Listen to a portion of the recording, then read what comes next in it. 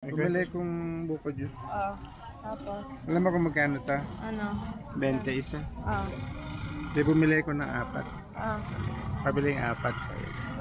Hindi, kinukuha na. Ano. Nagbago isip ko. Sabi, iniisip ko 5 na lang bibiling ko para 100. Okay. Sabi, so pwede bang 5 for 100 na lang? Sabi ko. Hindi pwede. Sabi. Tapos? Ay, pwede pala.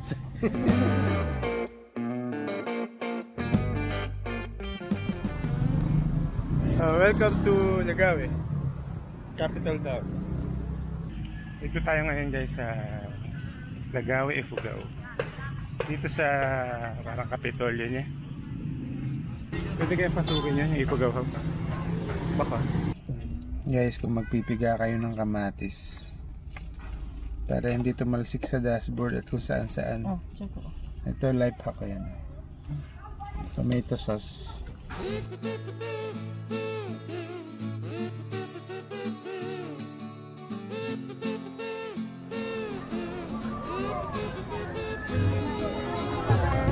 I need rank.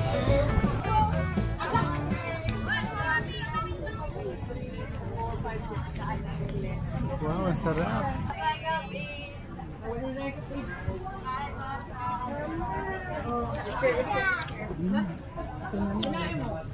Ako dito na tayo kakain namin.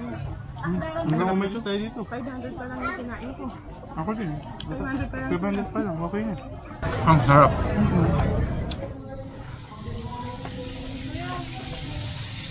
Jermaine, congrats nga pala. Okay, thank you. Jermaine, congrats nga pala, nanalo ka. Thank you. Anong pakiramdam? Ecstatic. Ako rin na-excited. Oo. I-insist mo na ecstatic. Ecstatic. Maganda yan, excited ka. Guys, papunta na tayo ngayon sa Banawe Rice Terraces.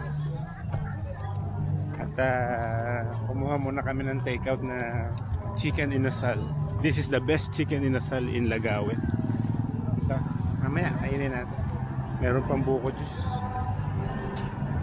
Banawe Rice Terraces.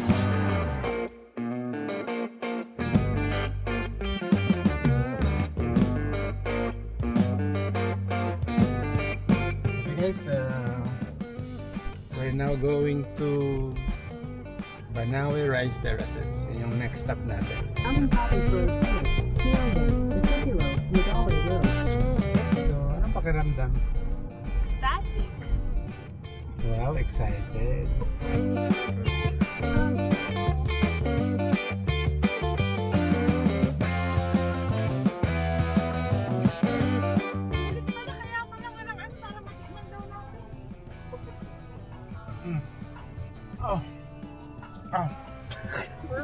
Sobrang sarap nitong buko juice na to. Sa Dangerous Roads. Kasi yung buko juice na nilagay sa bote at pinalamig.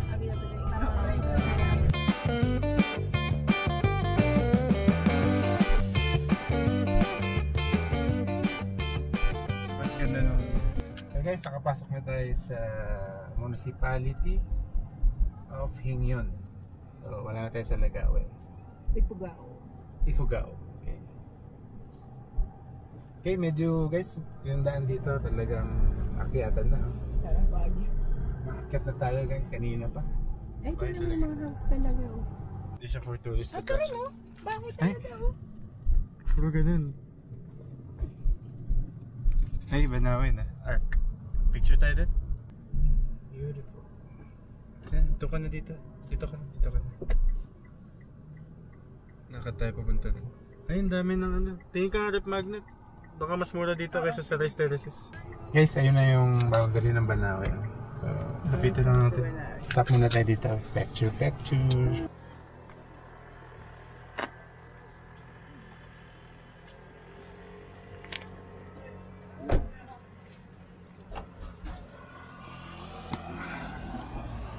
Pero doon, lapit ka sa mga... ano dito? Lapit ka sa mga souvenirs. Ganda ng klima. Malamig. Pwede na. Isa lang naman eh, isa lang.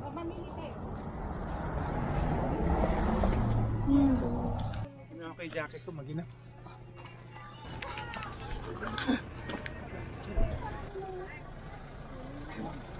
Yun, dati ito naman.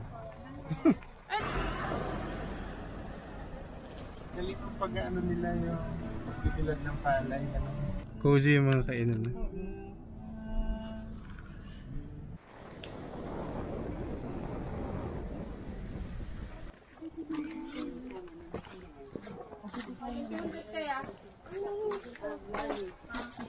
Dito ako nagbayad. Okay. Iparada ninyo dito. Ay, pwede po. Okay, wasap tayo lang. Tanong. Wala po. Private to. Bilan natin. Oo, bumili ka. Ang bait. Ha?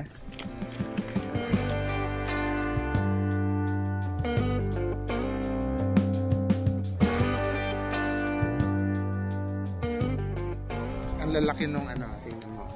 Akala natin parang pilapil lang yan, ganyan kataas. Yung height ng bawat ano, floor nung ano, terrace. Mas mataas sa bahay. Tingnan mo, may bahay doon. So kung paabutin ko sa next step, mga 5 bahay yan. Yeah. Magamit ko tao isang tamaan.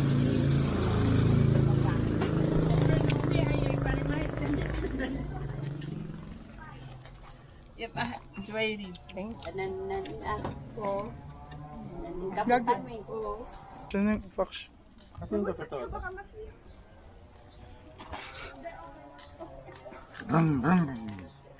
Parang ang bilis.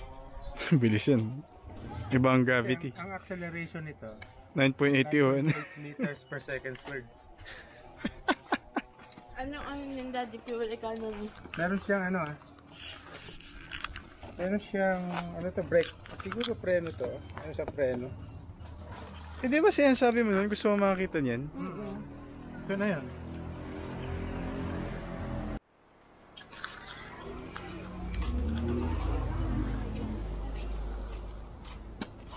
Hanggang 1.5 daw. Kasi 14 inches. Paano ko lang parang Pero actually meron sa laman. Parang sangkalan niya eh. Ano sangkalan? Pupuan siya pero ano pong kahoy ito man? acacia. Ay, acacia. Gusto ko ng acacia. Buong kahoy yan, walang gusto. Walang gusto. Ang galing, ang galing. Gusto ko yung may gusto. Joke lang. Hindi ba puputol? Daddy, alam ba, can I say something crazy? You're crazy. Mukha siyang upuan ng drum. Ganyan pala yung acacia. Meron siyang dark side. Meron siyang... Kaya pala yung skogsta. Oh, Daddy, Alam mo yung skogsta. Nagtataka ko dun sa skogsta eh. Kasi alam ko yung acacia puti. Sige, tara. Meron pala siyang itim. May pula. Yan yung pinaka-ano niya, hardcore niya. After ng Banawe Rice Terraces natin, ang next stop natin, Sagada!